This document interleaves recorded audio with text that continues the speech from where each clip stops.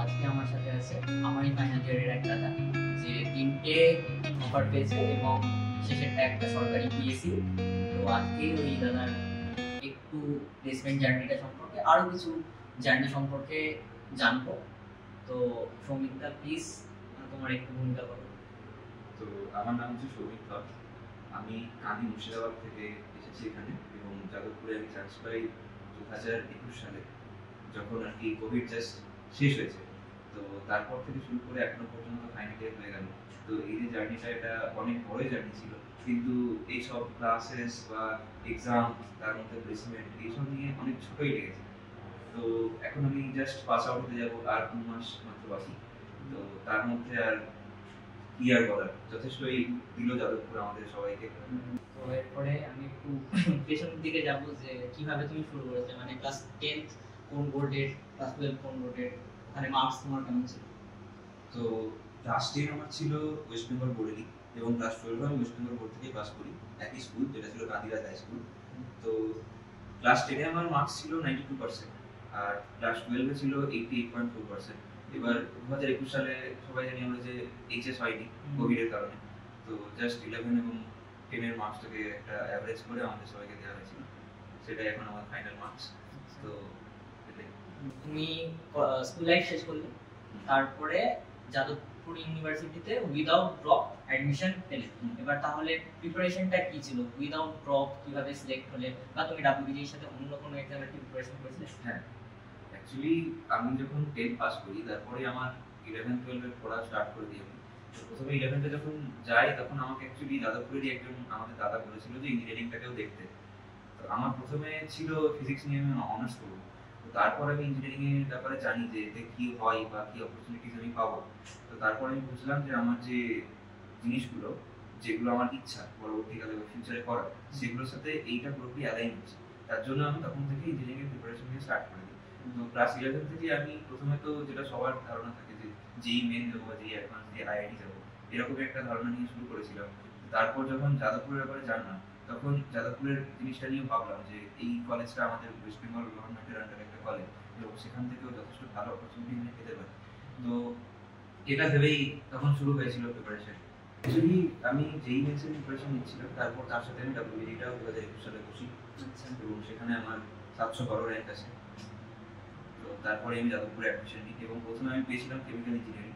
তারপর যখন আস্তে পরে পরে যখন আমার কাউন্সিলিং হয়, ডিসেন্ট্রালাইজ কাউন্সিলিং আমি পাই ইনস্ট্রুমেন্টেশন এন্ড ইলেকট্রনিক্স ইঞ্জিনিয়ারিং, এবং সেখানেই এখন আমি আছি। তো মানে সেই সময় তোমার প্রেফারেন্স কি ছিল?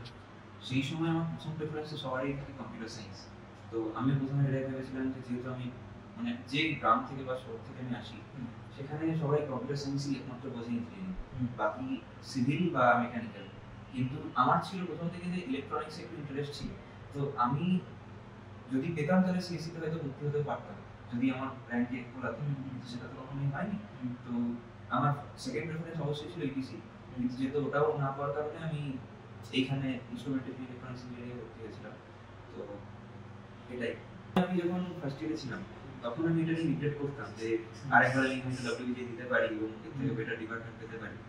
এটা আমার ছিল, এবং আমি বসিনি পরে, কিন্তু এটা আমার মধ্যে ছিল। কিন্তু তারপর যখন ফার্স্ট ইয়ার কমপ্লিট হওয়ার পর সেকেন্ড ইয়ারে এলাম, এবং এর মধ্যে বলে রাখি যে ফার্স্ট ইয়ারে এসে আমি প্রথম দেখলাম যে আমাদের সব সিনিয়ররা আমাদেরকে বললো যে কোডিং করতে হবে। তো কোডিং এ আমিও ঢুকেছিলাম প্রথমে, যে কোডিং করবো। তো সেই করে করে আমার ফার্স্ট ইয়ারটা পুরোপুরি যাই কোডিং এর উপরে। তারপর সেকেন্ড ইয়ারে উঠে আমি বুঝতে পারি যে হ্যাঁ, কোর সাবজেক্ট যেটা আছে আমাদের ডিপার্টমেন্ট, সেটা খুব ভালো, এবং সেখান থেকে আমার কোরের প্রতি ইন্টারেস্ট আস্তে আস্তে বাড়ে, এবং সেখান থেকে আমি শিফট করে যাই কোডিং কোর।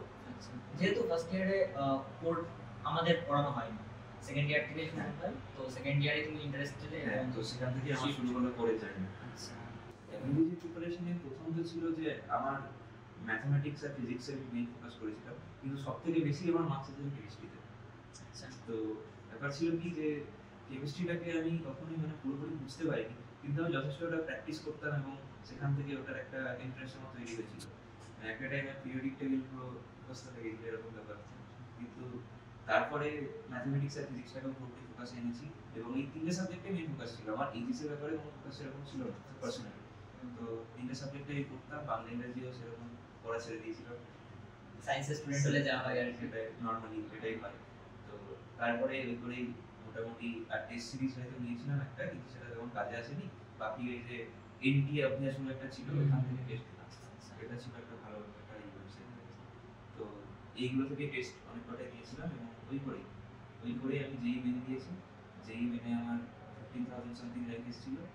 আর এদিকে যেই অ্যাডভান্স দিয়েছিলাম, এই অ্যাডভান্সে 9,300 একটা র্যাঙ্ক ছিল। তো আর এদিকে ডাব্লিউ দিয়ে দিয়েছিলাম, সেখানে 700।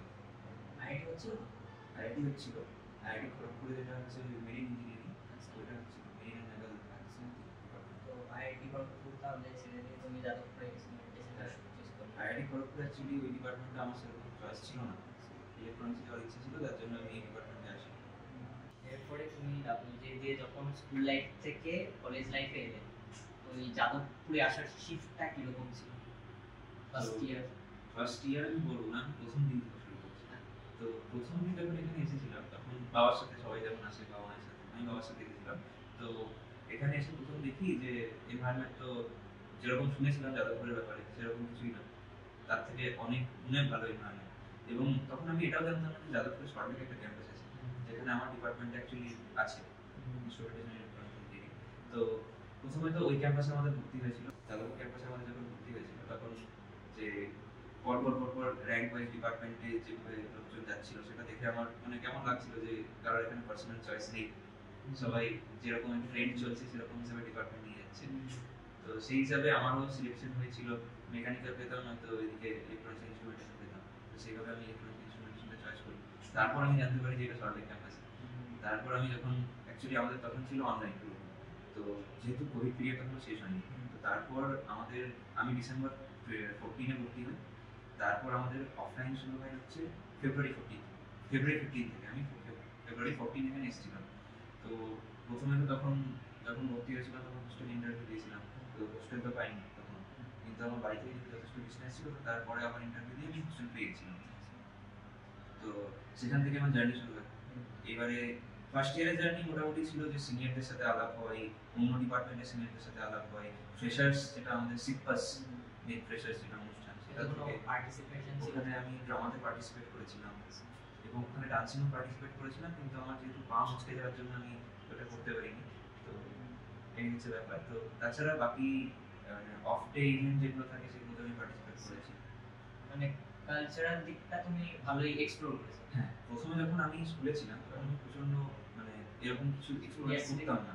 না, স্টুডিয়াসও ছিলাম বলবো না, আমি ভয় পেতাম প্রচন্ড। তো এখানে এসে সেই ভয়টা যেন দূর হয়, সেটা আমি ট্রাই করেছি অলওয়েজ। যে স্টেজ পারফর্ম করা বা যেগুলো এক্সট্রা কারিকুলার অ্যাক্টিভিটিতে অংশগ্রহণ করা, সেগুলোতে ট্রাই করেছি। এবং আমরা আরেকটা জিনিসও করেছিলাম, সেটা হচ্ছে ফার্স্ট ইয়ারে আমরা নিজেরা মিলে ডিপার্টমেন্টাল একটা ক্রিকেট টুর্নামেন্ট অর্গানাইজ করেছি। কিন্তু সেটা পুরোপুরি মানে সম্ভব হয়ে ওঠেনি কিছু কারণের জন্য। সেমিস্টারের এক্সাম চলেছিল, তার জন্য এটাকে পোস্টপোন করা হয়েছিল, তারপর ওটা কন্টিনিউ আর করা হয়নি। মানে এগুলো কি হেল্প করেছিল ভবিষ্যতে পরে?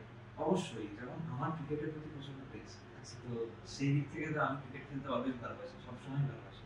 তো সেই দিক থেকে আমি বলবো যে এটা মানে আমার পার্সোনালি ডেভেলপমেন্টের দিক থেকে অনেকটা হেল্প করেছে, বা টিম ম্যানেজমেন্ট, যেহেতু ক্রিকেটে সব কিছুই লাগে। তো এক্সট্রা কারিকুলার অ্যাক্টিভিটির মাধ্যমে নিজের ওই ইমেজটাকে বিল্ড আপ করা যায়, পার্সোনালিটি অবশ্যই অবশ্যই। আমি জুনিয়রদের বলবো যে ফার্স্ট ইয়ারটা এসে অবশ্যই একটু স্টুডিয়াস থাকতে, কারণ আমাদের যেহেতু যাদবপুরে মার্কস তোলা একটু কঠিন আছে। বিশেষ করে আমাদের ডিপার্টমেন্টে বিশেষ করে মার্কস তোলা একটু কঠিন আছে। তো এই জন্য আমি বলবো যে একটুখানি স্টুডিয়াস থাকতে, একবারে রিটাচ না হয়ে যেতে। কিন্তু হ্যাঁ, ফার্স্ট ইয়ারটাই হচ্ছে এক্সপ্লোর করার সব থেকে বড় টাইম। সেইখানে সব থেকে বড় এক্সপ্লোর করা যায় যে আমি কোন ডিরেকশনে যাবো। সেকেন্ডলি হচ্ছে যে আমি কোন এক্সট্রা কারিকুলার অ্যাক্টিভিটিতে পার্টিসিপেট করবো, যেটা আমাকে পড়ার বাইরে টাইম দিতে হবে, এবং সেটা দিয়ে আমি নিজেকে গ্রোথ করাবো। এটা সবথেকে বড় জিনিস। এরপরে ফার্স্ট ইয়ার থেকে আসছি সেকেন্ড ইয়ার থার্ড ইয়ারের দিকে, যখন তুমি বললে যে তুমি কোর ডোমেনে ইন্টারেস্ট পেয়ে গেছো, তারপরে নিশ্চয়ই তোমার মনে এসেছে যে গেট প্রিপারেশনটা নিয়ে আসবে। তখন আমি যে জানলাম যে গেট বলে একটা এক্সাম হয়, তার আগে আমার কোনো ধারণা ছিল না যে গেট কিছু একটা হয়। তো তারপরে আমি যখন সেকেন্ড ইয়ারে উঠি, তখন সিনিয়রদের কাছ থেকে জানতে পারি যে গেট এক্সামটা করে জন্য সবথেকে বেস্ট, এবং এমটেক করা যায়, অথবা আমাদের ইনস্ট্রুমেন্টেশনে স্পেশালি অনেক পিএসইউস পাওয়া যায়। তো এই তোমার প্রিপারেশন জার্নিটা একটু শেয়ার করো, যে কিভাবে প্রিপারেশন নিয়েছিলে, আর পিএসইউ কি যারা জানে না তাদের জন্য বলে রাখি, পিএসইউ হচ্ছে পাবলিক সেক্টর আন্ডারটেকিং। এটা হচ্ছে কিছু রাষ্ট্রায়ত্ত সংস্থা, যেগুলো মানে সরকার গভর্নমেন্টের কিছু স্টেকস এর মধ্যে থাকে এবং এটা পাবলিক প্রাইভেট প্রপার্টি এবং এর মধ্যে যারা চাকরি করে তারা অ্যাকচুয়ালি গভর্নমেন্টের সমস্ত সুবিধাই পেতে পারে। যেমন যেমন হচ্ছে কিছু উদাহরণ হচ্ছে বিপিসিএল, তারপর আইওসিএল, ইআইএল, গেল, ওএনজিসি, এই সবগুলো হচ্ছে রাষ্ট্রায়ত্ত সংস্থার উদাহরণ এবং আরও আছে। আমি জাস্ট নিজের ডিপার্টমেন্টে যেগুলো আমাদের পসিবল পাওয়া সেগুলো হিসেবে বলছি। প্রিপারেশনে প্রথমে আমরা সেকেন্ড ইয়ারে উঠি, আমাদের ফার্স্ট ইয়ারটা যেহেতু অনেকটা লেন্দি হয়ে গেছিলো, আমরা ঢুকেছিলাম ফেব্রুয়ারি 14-এ এবং আমাদের সেটা সেপ্টেম্বর পর্যন্ত চলেছিল। এবার লকডাউন পিরিয়ডের জন্য আমাদের সেকেন্ড ইয়ারটা অনেকটা কম্প্রোমাইজ হয়েছে টাইম, তো আমাদের টোটাল সেকেন্ড ইয়ারটা শেষ হয়েছিল 7.5 মাসের মধ্যে। তো এর জন্য একটু প্রবলেম হয়েছিল প্রথমে কোর, যেহেতু আমাদের সেকেন্ড ইয়ারটাই হচ্ছে সব থেকে ভাইটাল কোর সাবজেক্টগুলো পড়ার জন্য, তো এর জন্য একটু প্রবলেম সবারই হয়েছে, সেটা আমি ফেস করেছি। আমার সেখানে গ্রেডস এফেক্ট পড়েছে এবং তা সত্ত্বেও আমি পড়ে গেছি, মানে শিখেছি জিনিসগুলো, শেখার চেষ্টা করেছি। আর তারপরে যে মেইন প্রিপারেশন শুরু হয় গেটের, সেটা তো থার্ড ইয়ার। কারণ থার্ড ইয়ারে তখন আমি সময় পেয়েছিলাম পুরোপুরি যে একটা স্ট্যাটিক একটা প্রিপারেশন চালিয়ে যাওয়ার জন্য। তো থার্ড ইয়ারে স্টার্ট করি, কিন্তু সেটাও কন্টিনিউ করাটা প্রবলেম ছিল, কারণ আমাদের তখন ল্যাবস আর এই এক্সাম যেগুলো কলেজে থাকে সেগুলো তো অনেকটাই লেন্দি প্রসেসে হয়। থার্ড ইয়ার মাস্টার ল্যাব ছিল, তো এরপরে গিয়ে গেটটা দিতে হয়েছিল। তো তখন মোটামুটি প্রিপেয়ার করেছিলাম এবং সেই করেই গেটটা দিয়েছিলাম। অনলাইন না অফলাইন? কোচিং বলতে অনলাইন একটা আমি নিয়েছিলাম, কিন্তু হ্যাঁ ওইখান থেকে ভিডিওস দেখেছি, পড়েছি, কিছু মক টেস্টও দিয়েছি, 2-3টে, তো বেশি দেওয়া হয়ে ওঠেনি।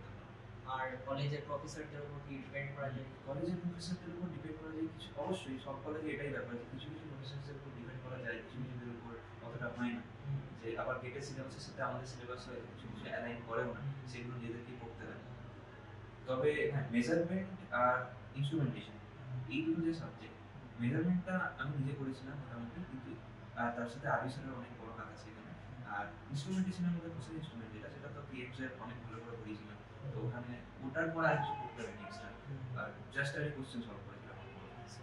আর মেনলি অ্যানালগ ইলেকট্রনিক্সটাও বিডি স্যার খুব ভালো করে পড়িয়েছিলেন, কিন্তু ডিজিটাল ইলেকট্রনিক্সটা আমার পার্সোনালি হয়তো অতটা সেটা আমি অনলাইনে করেছিলাম। অনলাইনে ইউটিউব থেকে ফ্রি লেকচারস অনেক অ্যাভেলেবল আছে, তার মধ্যে একটা করলেই হলো। আর মেইন যেটা ফোকাস ছিল আমার সেটা হচ্ছে ম্যাথমেটিক্স আর অ্যাপটিটিউড। অ্যাপটিটিউড যেহেতু গেটের খুব একটা কঠিন আসে না, আমি আমার অতটা মনে হয়নি যে কঠিন এসেছে, তার জন্য আমি ওটা কোনো প্র্যাকটিস করিনি সেরকম। শুধু ম্যাথমেটিক্সটা আমি প্র্যাকটিস করতাম ওই নর্মালি পিওয়াইকিউস, এর থেকে বাইরে কিছু। গেটের র্যাঙ্ক ছিল হচ্ছে 504 ইনস্ট্রুমেন্টেশন। আচ্ছা, ইসি দিয়েছিলাম, ইসিতে আমার ছিল 1700, মানে অ্যাকচুয়ালি অতটা ভালো হয়নি, তার জন্য মনে হয়নি। তো থার্ড ইয়ারে অনেকে যারা প্রজেক্ট করছে না বা ইন্টার্নশিপ পেল না, তাদের জন্য আরেকটা অপশন থাকে ইন্ডাস্ট্রিয়াল ভিজিট, সেই বিষয়ে নিয়ে কিছু বলুন। আচ্ছা, তো ইন্ডাস্ট্রিয়াল ভিজিটটা পুরোপুরি হচ্ছে মানে অফিসিয়ালি হয়, মানে আমাদের কলেজ থেকে আর কি সেই সব প্লান্টসগুলোতে লেটার যায়, প্লান্টস বা ফ্যাক্টরিজগুলোতে লেটার যায়, এবং সেখান থেকে যারা অ্যাকসেপ্ট করে তারা আর কি বলে যে আমাদের এত ভ্যাকেন্সি আছে, সেরকম হিসাবে আমরা গিয়ে সেখানে ট্রেনিং করতে পারি। এবং সেটা পুরোপুরি হচ্ছে আমাদের নিজের খরচাতেই হয়, মানে ওখানে যাওয়া আসা বা থাকা পুরোপুরি আমাদের নিজের খরচায়।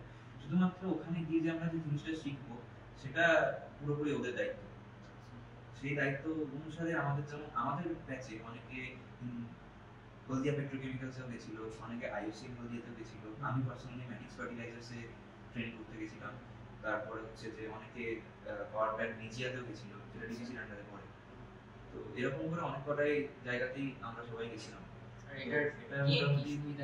এটা মোটামুটি 1 মাস থেকে 1.5 মাসের মতো হয়, এবং সেখানে সুবিধা হচ্ছে যে ইন হ্যান্ড আমরা একটা এক্সপিরিয়েন্স পাই, যেটা এখানে আমাদের ল্যাবে থেকে হয়তো পসিবল নয়, বা মানে আমাদের যেহেতু কলেজের অত ইকুইপমেন্ট নেই যেটা ইন্ডাস্ট্রিতে ইউজ হয়, তো সেটা আমরা কি প্রপারলি একটা প্ল্যান্টে যখন যাবো তো লাইভ ইকুইপমেন্ট আমরা দেখতে পাবো, এবং তার সাথে মানে আমাদের যেহেতু ইনস্ট্রুমেন্টেশনটাই মেন ওখানে ফোকাস করা হয়, তো ইনস্ট্রুমেন্টগুলো আমরা যখন দেখতে পাই সেখানে মানে যে জিনিসটা আমরা এখানে থিওরি পড়েছি সেটা প্র্যাকটিক্যালি বুঝতে পারি যে সেটা কি করে ইউজ করা হয়। এটা একটা সবথেকে ভালো অ্যাসপেক্ট। এবং সেখানে আরেকটা জিনিস শেখা যায়, সেটা হচ্ছে যে কি করে ম্যানেজ করতে হয় সব জিনিস, যে ইঞ্জিনিয়ার্সরা কি করে টেকনিশিয়ানদের সাথে জিনিসটা ম্যানেজ করে চলছে, প্রত্যেকটা কাজ সুষ্ঠুভাবে কি করে হচ্ছে, সেটা খুব একটা বড় জিনিস আমার ক্ষেত্রে সেটা লেগেছে। মানে একদম লাইভ আমরা এক্সপেরিয়েন্স পাবো, এবং সেই এক্সপেরিয়েন্সটা আমার পরবর্তীকালে কোনো ইন্টারভিউ দিতে গেলেও কাজে লাগবে। এবং সেখানে অনেক সময় হয়, যেমন আমার পার্সোনালি হয়েছে, আমি ওখানে একটা প্রজেক্ট করেছিলাম, সেই প্রজেক্টটা লাইক ইন্টার্নশিপে আমি ওখানে প্রজেক্ট করেছি, সেই প্রজেক্টটা ওরা একটা পেপার হিসেবে আমাদেরকে দিয়েছে, এবং সেখানে মানে যে মেন্টর ছিল তেনারও সাইন আছে, এবং সেটা আমি মানে কোনো ইন্টারভিউতে গিয়ে বলতে পারি এবং মানে সেটা একটা গুড এক্সপিরিয়েন্স সেখান থেকে আসে, সেটা একটা পজিটিভ পয়েন্ট। তো এবার থার্ড ইয়ার শেষ হলো, ফাইনাল ইয়ার প্লেসমেন্ট সিজন শুরু। এরপরে শুরু থেকে তোমার জার্নিটা প্লেসড হওয়া পর্যন্ত। আচ্ছা, তো প্রথম যখন ট্রেনিং আমার শেষ হয় সেটা হচ্ছে জুলাইয়ের 22 তারিখে। তারপরে আমি বাড়ি যাই একবার, বাড়ি গিয়ে 10 দিন থেকে আমি এখানে চলে আসি, কারণ অগস্টের 10 কি 11 তারিখে ছিল হচ্ছে এক্সাইজ ইনস্ট্রুমেন্টসের ওয়ে মানে অনলাইন অ্যাসেসমেন্ট। তো এর জন্য এবারে প্রিপারেশন মোটামুটি হয়েছিল কিছুটা, কিন্তু আমার আনলাকিলি সেখানে শর্টলিস্ট হয় না, আমি এটা দিতে পারিনি। এবং এরকম করে অনেক কটাই কোম্পানি, যেমন তারপরে আমি বসেছিলাম হচ্ছে পিডব্লিউসিতে, সেখানে আমার সিলেকশন হয়নি। তারপরে আমি বসেছিলাম হচ্ছে বেকটেলে আমার সিলেকশন হয়নি ইন্টারভিউ দেওয়ার পরে। এবং আবার এরপরে আসে হচ্ছে কিছুদিন পরে এলটিআই মাইন্ট্রি বলে একটা কোম্পানি, অ্যাকচুয়ালি এটা ছিল একটা মাস রিক্রুটিং কোম্পানি, এমআরসি। তো যার প্যাকেজ ছিল 4 LPA। তো এরপরে সেটাতে আমি বসেছিলাম, যেখানে অনলাইন অ্যাসেসমেন্ট হয়েছিল 2 ঘন্টার একটা, সেখানে কোডিং রাউন্ড হয়েছিল একটা, এমনি ইংলিশ ভার্বাল রাউন্ড, তারপর হচ্ছে অ্যাপটিটিউড, তারপর টেকনিক্যাল কোশ্চেন্সের কোডিং এর কোশ্চেন সমস্ত রাউন্ড হয়েছিল। এবং সেখানে আমি শর্টলিস্ট হই সেকেন্ড রাউন্ডের জন্য। সেকেন্ড রাউন্ডে হচ্ছে একটা ইন্টারভিউ ছিল, টেকনিক্যাল ইন্টারভিউ। তো সেই টেকনিক্যাল ইন্টারভিউটা মোটামুটি চলে 20 থেকে 25 মিনিট, এবং সেখানে আমি শর্টলিস্ট হই। এবং তারপর ছিল আমার এইচআর রাউন্ড। তো এইচআর রাউন্ডের একটা গল্প আছে, সেটা বলবো। তো এইচআর রাউন্ডটা পরে হয়েছিল এবং সেখানে আমি দেখি যে আমি সিলেক্টেড হয়েছি। তো এটা ছিল আমার প্রথম সিলেকশন। এতদিন তো রিজেকশন ছিল, তারপরে রিজেকশনের পর প্রথম আমার কোম্পানি সিলেকশন একটা ছিল যে প্লেসমেন্ট একটা হয়েছে। যেহেতু এটা একটা মাসিক কোম্পানি ছিল, তো আমি এরপরে প্রত্যেকটা কোম্পানিতে বসার জন্য এলিজিবল ছিলাম। তো তার জন্য আমি এরপরে যে কোম্পানিটা আছে সেটা হচ্ছে সিনপসিস সায়েন্স। তো সিনপসিসে আমি বসেছিলাম এবং সেখানে মানে সিভি শর্টলিস্ট হয়েছিল। তো সিভি শর্টলিস্টে আমি শর্টলিস্ট হয়েছিলাম এবং সেখানে আমাদের যেহেতু একটা ফুল ক্যাম্পাস ছিল, তো আইআইএসটি শিবপুর আর আমাদের ক্যাম্পাসের যে স্টুডেন্টরা ছিল তাদের একসাথে ইন্টারভিউ ছিল আইআইএসটি শিবপুরে। সেখানে আমরা গেছিলাম সবাই এবং সেখানে আমি ইন্টারভিউ দিয়েছি এবং মানে সেখানে আমার এক্সপিরিয়েন্সটা খুব ভালো হয়নি, কারণ আমি নিজেই সেখানে অনেক ফাম্বল করেছিলাম, তার ইন্টারভিউ দেওয়া হয়নি, তার জন্য আমি সিলেক্টেডও হইনি। তো এর সেই দিনই ছিল অ্যাকচুয়ালি এটিএম মাইন্ড্রিয়ের টিচার রাউন্ড। তো এইটা প্রথম মানে আমি প্রথম তাই জন্য ইন্টারভিউ দিয়েছিলাম, একদম প্রথম। একই সাথেই পড়ে গেছে, একই সাথে একই দিনে পড়ে। তো এইবারে সেদিন আর কি সেই ওদের আইআইএসসি শিবপুরের ছেলেদের সাথে কথা বলে তাদের হোস্টেলে গিয়ে আমি এইচআর রাউন্ডটা দিয়েছিলাম। আচ্ছা, তো সেখানে এইচআর রাউন্ড হলো, সেটা মোটামুটি আমাকে মানে অনেকক্ষণ বসার পরে তারপর এইচআর রাউন্ড হলো। তারপরে সেখানে তার কিছুদিন পরে, মোটামুটি 1 সপ্তাহ পরে, পুজোর মাঝে 18 অক্টোবর রেজাল্ট মনে আছে কি করে তোমার? কারণ ওটা প্রথম জব ছিল। 18 অক্টোবর লিস্ট আছে যে হ্যাঁ ইন্ডিয়া মাইট বি শর্টলিস্ট। তো সেখানে আমি শর্টলিস্ট হয়েছিলাম। তো এরপরে এবার আসি তার কিছুদিন পরে, এটা হয়েছিল অক্টোবর। এবার নভেম্বর পর্যন্ত রিলায়েন্সে বসেছিলাম, রিলায়েন্সেও হয়নি। তারপরে আসে হচ্ছে আদিত্য বিড়লা। তো আদিত্য বিড়লা গ্রুপের জন্য ওই দিয়েছিলাম টেস্ট দেওয়ার পরে সেখান থেকে শর্টলিস্ট হয়ে সেখানে তারপর আবার যাদবপুর ক্যাম্পাসে আমাদের যে ইন্টারভিউ হয় প্রত্যেকটা যে কোম্পানি আছে সেটা যাদবপুর ক্যাম্পাসে যেহেতু সিস্টেম করা আছে, টেকিং বিল্ডিং বলে একটা বিল্ডিং আছে, সেখানে আমাদের ইন্টারভিউগুলো নেওয়া। সেখানে যাই, এবার সেখানে একটা গ্রুপ ডিসকাশন রাউন্ড। সেখানে আমার গ্রুপে ছিল হচ্ছে 6 জন। তো সেই 6 জনের মধ্যে মানে ইন্টারভিউ কিছুজন সিলেক্ট হয় এবং তারা ইন্টারভিউ দেয় এবং আমার সেখানে ইন্টারভিউ ছিল 5 নম্বরে। তো আমি বেশিরভাগ ইন্টারভিউ দিতে। তো তারপরে সেখানে ইন্টারভিউতে ওই টেকনিক্যাল কোশ্চেন এবং এইচআর কোশ্চেন এবং আমার প্রজেক্টের ব্যাপারে এবং আমার ওই যেহেতু আমি ট্রেনিংটা করেছিলাম সেই ট্রেনিংয়ের ব্যাপারে জিজ্ঞাসা করি। এবং সেটা যেহেতু করার জন্য অনেকটা আমি সেখানে এজ পেয়েছিলাম, ভালো করে আমি বোঝাতে পেরেছিলাম জিনিসগুলো। তো জাস্ট এইভাবেই মানে তারপর আমি জানতে পারি সেদিনই যে আমি এখানে সিলেক্টেড হয়ে গেছি এবিসি। এরপরে তারপর তো এবিসি পাওয়ার পর আমি পুরোপুরি প্লেসমেন্ট সেন্টার থেকে ব্লক ছিলাম। তো সেরকম করে নভেম্বরে যখন আসে তখন আবার আমি ফাইনাল ইয়ার প্রজেক্টে ব্যস্ত হয়ে যাই। তো ফাইনাল ইয়ার প্রজেক্ট চলে জানুয়ারি পর্যন্ত, জানুয়ারি 31 তারিখে আমাদের প্রেজেন্টেশন। তারপরে আসে হচ্ছে 1 তারিখে গেট, সেই গেটটা দিতে যাই। তো সেরকম তো প্রিপারেশন ছিল না এবারে, তো ভালো দিতেও পারি। ফেব্রুয়ারি মাসের লাস্টে মানে 27 কি 28 এরকম তারিখে একটা ফর্ম আছে যেখানে বিপিসিএল আর কি এসছে আমাদের ক্যাম্পাস ভিজিটে। তো বিপিসিএল বলতে ভারত পেট্রোলিয়াম কর্পোরেশন লিমিটেড, যেটা একটা Maharatna company. Public sector undertaking PSU. তো সেটা আমাদের ক্যাম্পাসে রিক্রুটমেন্টে এসেছে অন ক্যাম্পাস। তো এবার সেখানে ক্রাইটেরিয়া প্রথমে ছিল হচ্ছে 6 এলপিএ যাদের প্যাকেজ তার নিচেরা বুঝতে পারবে বা তারা বুঝতে পারবে 6 এলপিএ অর ডাউন। এবং তারপরে যেহেতু সেরকম লোকজন ছিল না বসার মতো, তার জন্য সেটাকে 7.5 করাবে এবং তারপরে সেটাকে বাড়িয়ে 10 করাবে, তখন আমি বুঝতে পারি অ্যাকচুয়ালি। তো যেহেতু এই ক্রাইটেরিয়া যেটা ছিল, মানে এরকম ক্রাইটেরিয়া কিছু থাকে যে যখন আমাদের ক্রাইটেরিয়া ছিল যে একবার প্লেসমেন্ট পেলে আর বসতে যাবে না, সেটা এবার যখন অনেকজনের প্লেসমেন্ট হয়ে যায় তখন একটা ক্রাইটেরিয়া ক্রিয়েট করা হয় যে পরে যদি কোনো বড় কোম্পানি এসে বড় প্যাকেজ নিয়ে, তাহলে যারা আগে প্যাকেজ পেয়েছে বা কোনো প্লেসমেন্ট পেয়েছে তারা যদি তার 1.5 টাইমস যদি প্যাকেজটা হয় তাহলে তারা বসতে পারবে। আচ্ছা, তো মোস্টলি এটাই থাকে। এবার কিছু তার মধ্যে ক্রাইটেরিয়া আলাদা থাকে, যেমন এটার ক্রাইটেরিয়া ছিল যে 10 এর নিচে যারা আছে তারা সবাই বসতে পারবে। আর ওই সিজিপিএ ক্রাইটেরিয়া, হ্যাঁ, আর সিজিপিএ ক্রাইটেরিয়া, কারণ এটা হয়েছিল পুরোপুরি সিভি শর্টেজ। তো সিভি আমি দিয়েছিলাম এবং আমার বেসিক ডিটেলস যেগুলো, মানে সিজিপিএটা এখানে খুব ম্যাটার করে, যেহেতু 70% ক্রাইটেরিয়া থাকে। তো সিজিপিএ প্রত্যেকটা আসল দিতে এবং ওরা চেক করে প্রত্যেকটা জিনিস, সেরকম করে চেক করেছিল এবং প্রত্যেকটা ডকুমেন্ট, মানে মাধ্যমিকের মার্কশিট থেকে এইচএস এর মার্কশিট এবং কি বার্থ সার্টিফিকেট, আধার কার্ড সব কিছুই নিয়ে যেতে হবে। তো এবারে এই ইন্টারভিউটা প্রথমে হওয়ার কথা ছিল আমাদের যাদবপুর ক্যাম্পাসে, কিন্তু যাদবপুর ক্যাম্পাসে না হয়ে এরা নিয়েছিল হচ্ছে নিজেদের অফিসে, ভারত ভবন, কলকাতা বলপ্রিন্টের কাছে ভারত ভবন। তো সেখানে আমরা সবাই মিলে গেছিলাম, ওরা আর কি গাড়ি করে আমাদের নিয়ে গেছিল। তো তারপর প্রথমে যখন গেলাম, এবার ডকুমেন্ট ভেরিফিকেশনের প্রথমে চলছিল। তো প্রথমে হচ্ছে 4টে ডিপার্টমেন্ট অ্যালাউ ছিল, একটা কেমিক্যাল, সিভিল, ইলেকট্রিক্যাল আর ইনস্ট্রুমেন্টেশন। এবারে ইনস্ট্রুমেন্টেশন থেকে মানে ইনস্ট্রুমেন্টেশনের সবার লাস্টে আর কি ইন্টারভিউ হয়েছিল, তার আগে বাকি সবারই মোটামুটি হয়ে গেছিল। তারপর ওই দিনটা তো আমরা ফিরে চলে আসি, সবাইকে বলছি ইন্টারভিউ তাদের হয়ে গেছে, দুটো রাউন্ড তারা দিতে পারে। তো আমরা ফিরে চলে আসি সবাই। তারপরের দিন যখন রেজাল্ট বেরোয় তখন আমি জানতে পারি যে আমি এটাতে সিলেক্টেড হয়েছি। তোমার এখন ফাইনাল ইয়ার যাদবপুরে, 4 বছরে কাটানো স্মৃতিগুলোর মধ্যে যাদবপুরকে তুমি কিভাবে মনে রাখা, যে যাদবপুর তোমাকে কি দিল? যাদবপুর তো আমাকে কালচার দিয়েছে, এটা আমি বলতে পারি। যে যাদবপুরের মধ্যে যেটা আছে সেটা হয়তো অনেক জায়গার মধ্যেই নেই, কারণ যাদবপুরে যে রকমের ফেস্ট হয় বা সমস্ত কালচারকে ফলো করে ফেস্টগুলো পালন করা হয়, তারপরে যেন টেক ফেস্ট, সেটা ওয়ান অফ দ্য মানে খুব ভালো বেস্ট আমি বলতে পারি যে টেক ফেস্টটা হয়। এবং তাছাড়াও মানে যাদবপুর মানে ফেস্ট আর কি লেগে আছে, যেমন বাঙালির 12 মাসে 13 পার্বণ, সেরকম যাদবপুরেও আর কি রোজ পার্বণ কিছু না কিছু থাকে, হয়তো বা এখানে বা ওখানে কোথাও পার্বণ লেগে আছে। তো সেই হিসেবে বলতে পারি যে যাদবপুরে এসে আমি শিখেছি বিভিন্ন কালচারের মানুষদের সাথে মিশতে পেরেছি। এবং আমাদের এখানে যেমন মানে বিভিন্ন একটা গোটা রাজ্যে, আমি যখন ছোট শহর থেকে বিলং করি, সেখানে অবশ্যই আমি শহরের মধ্যেকার যারা লোক তাদেরকে চিনতাম, কিন্তু এখানে এসে আমি পুরো রাজ্যে যারা বসবাস করে তাদের কেউ না কেউ আছে, অন্যান্য সব জায়গারই কেউ না কেউ আছে। তো তাদের সাথে পরিচয় করে তাদের কালচারের ব্যাপারে জেনে আমার খুব ভালো লাগে। এবং তার সাথে সবথেকে বড় জিনিস যে ওয়েস্ট বেঙ্গলের বাইরে অনেকে বিহার থেকে এসছে, অনেকে জম্মু কাশ্মীর থেকে এসছে, অনেকে ইউপি মানে উত্তরপ্রদেশ থেকে এসছে। তো এইসব দিকের ছেলেদের সাথে কথা বলতে পারি এবং মানে তারাও আমার বন্ধু হয়। তো এইভাবে আমার একটা মানে রিচ কালচার, যেটা আমি বলতে পারি এখানে যাদবপুরে আছে। এবং সবাই যেমন সমানভাবে এখানে মেলামেশা করে, সবাই যেমন এখানে এই কালচারটাকে মানিয়ে নিতে পেরেছে, তো সেটা আমার খুব ভালো লাগে। এবং আমি অ্যাজ এ ফার্স্ট ইয়ার যখন এখানে এসেছিলাম তখন আমার লেগেছিল যে এত কিছু এখানে আছে, সেটা আমি এক্সপ্লোর কেমন করে করবো।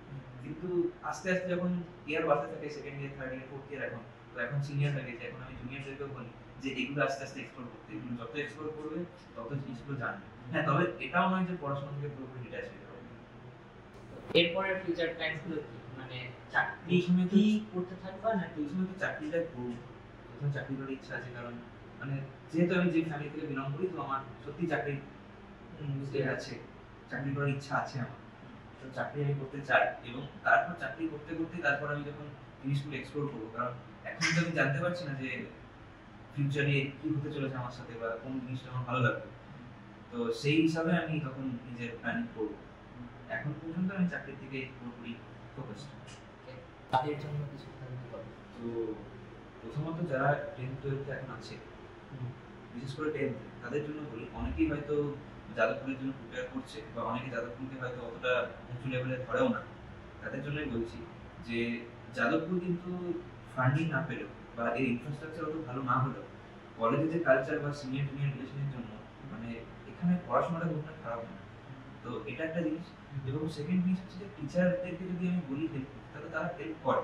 তো এই হেল্পের থ্রু আমরা অনেক কিছু জায়গাতে যেতে পারি, অনেক এক্সট্রা ইন্টার্নশিপ হতে পারি, অনেক জায়গাতে ট্রেনিংও হতে পারে আমাদের, এইসব সুবিধাগুলো যাদবপুরে আছে। তো এর জন্য আমি তো বলবো যে যেই মেন যেই অ্যাডভান্স যেগুলো সেন্ট্রাল এক্সাম, এটার সাথে সাথে ডাব্লিউবিজিটাকে কনসিডার করতে সমান হয়। ঠিক, তো এটা যেহেতু যাদবপুর একটা ভালো কলেজ এবং শুধুমাত্র ডাব্লিউবিজি থ্রুই এটা পাওয়া যায়, তো সেটা একটা very good opportunity for all of the West Bengal domiciles. আর ফার্স্ট ইয়ারের জন্য বা সেকেন্ড ইয়ারের জন্য? তো ফার্স্ট ইয়ার সেকেন্ড ইয়ারের জন্য তো এটাই বলবো যে ফার্স্ট ইয়ার হচ্ছে কলেজ এক্সপ্লোর করার জন্য। ফার্স্ট ইয়ারে পড়াশোনা করতে থাকো, কলেজ এক্সপ্লোর করো, চারিদিকে যাও, জায়গা চেনো। অনেকে বাইরে থেকে আসে, অনেকে উত্তরবঙ্গ, অনেকে বা স্টেটের বাইরে থেকেও আসছে, তাদের জন্য জায়গাটা পুরোপুরি নতুন। কলকাতা জায়গাটা নতুন, তো কলকাতা শহরকেও এক্সপ্লোর করা দরকার, আবার তার সাথে সাথে নিজের যে ক্যারিয়ারের ফোকাসটা সেটাও থাকা দরকার। দুটোকে একসাথে ম্যানেজ করো এবং সেটা নিয়ে আস্তে আস্তে এগিয়ে যাও। এবং সেকেন্ড ইয়ার যারা হয়েছে তারা একটুখানি বেশি ফোকাস করো পড়াশোনাতে, কারণ আলটিমেটলি তোমাদের সেকেন্ড ইয়ারটা খুব তাড়াতাড়ি এড হয়ে থার্ড ইয়ারে চলে আসে, তখন টেকনিক্যাল নলেজটা যেন তৈরি হয়ে যায়। একটা প্রশ্ন যে স্কুল লাইফের পড়া যেমন বেশিরভাগ ক্ষেত্রেই নিজেকে পড়াশোনায় নিয়োজিত করতে হতো, তো কলেজ লাইফে সেটা কি একটু হালকা হয়, মানে ম্যানেজ করা যায় যে এক্সট্রা কারিকুলার অ্যাক্টিভিটির সাথে পড়াশোনাটা? অ্যাকচুয়ালি আমরা স্কুল লাইফে যখন থাকি তখন আমরা ওইটুকু প্রিপারেশন যেটা নিই সেটাকে অনেক বড় মনে করি। যেমন ক্লাস 10 পর্যন্ত যেটা করি, আমাদের একটা অনেক পাতলা মতো বই থাকে, সেটাকে আমরা মনে করি যে এটা হচ্ছে আমার গোটা বছরে পড়া জিনিস। কিন্তু কলেজে সেটা না, কলেজে তোমাকে নিজের কাজটা নিজে করতে হবে, কেউ তোমাকে বলে দেবে না তোমাকে কোনটা করতে হবে। যারা গেট ফোকাস করছে তাদের জন্য বলি যে second year is the best time to start. তো স্টার্ট তখনই করে দাও সেকেন্ড ইয়ারে। তারপরে সেকেন্ড ইয়ার থেকে আস্তে আস্তে আস্তে আস্তে ম্যাথস করতে থাকো, অ্যাপটিটিউড করতে থাকো, সাবজেক্ট করতে থাকো, এবং তারপর থার্ড ইয়ারে এসে কোশ্চেন প্র্যাকটিসে নামতে হবে, টেস্ট দিতে হবে। এইগুলো টোটালি ফোকাস করে থার্ড ইয়ারের মধ্যে যেন গেটটা পাই সেটাই ট্রাই করো। যদি সে গেট ফোকাস যদি করে, যদি গেট ফোকাস না করে কোডিং করুক বা শুধুমাত্র প্লেসমেন্টের উপর ফোকাস, তাদের জন্য আমি বলবো যে প্রপারলি সাবজেক্টগুলো পড়তে থাকো। সাবজেক্টগুলো পড়লে পরবর্তীকালে এগুলো ইন্টারভিউতে জিজ্ঞাসা করবে, এবং বাকি তো এইচআর কোশ্চেন তো সবাই মোটামুটি বলতে পারে যে ওটা তো নিজের বিষয়ে হয়, তো ওটা খুবই সহজই হয়। তো যেটা মেন জিনিস সেটা টেকনিক্যাল নলেজ। তো টেকনিক্যাল নলেজ যদি ভালো করো তাহলে অবশ্যই পরবর্তীকালে ভালো কিছু হবে। আচ্ছা, এরপরে একটা বাদ চলে গেল, তুমি সেকেন্ড ইয়ারে হোস্টেল পেলে, যেহেতু ফার্স্ট ইয়ারে পেলে, তো হোস্টেলের যাদবপুরের হোস্টেল, তো সেই বিষয়ে যে প্রোজ আর কনস।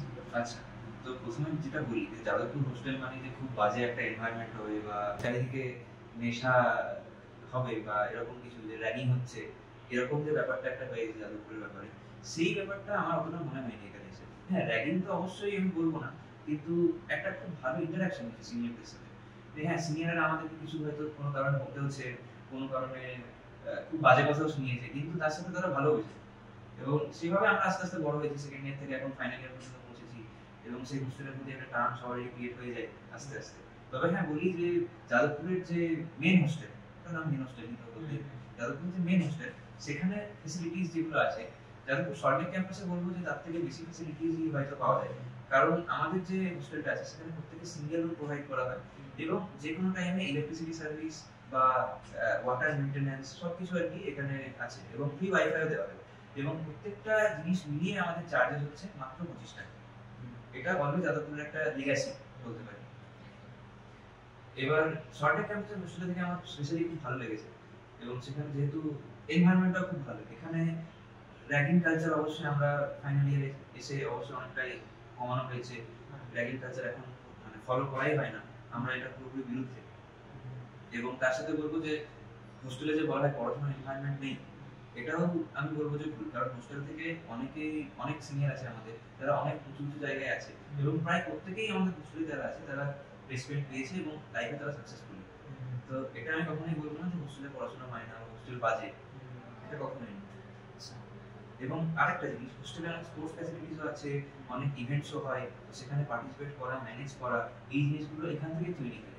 পরবর্তীকালে কোনো কোম্পানিতে গিয়ে বা পরবর্তীকালে হায়ার স্টাডিজে গিয়ে আমরা এগুলো খুব ইজিলি করতে পারি। ম্যানেজমেন্ট স্কিলসটা খুব ভালো। থ্যাংক ইউ দাদা তোমার এই মূল্যবান সময়টার জন্য। আশা করি আমরা এই সিনিয়র জুনিয়র বন্ডিংটা পরে কেউ থাকবে, আর হোপফুলি আমরা আরো হেল্পফুল থাকবো তোমাদের কাছ থেকে। তো থ্যাংক ইউ তোমার এই মূল্যবান সময়টার জন্য। ঠিক আছে।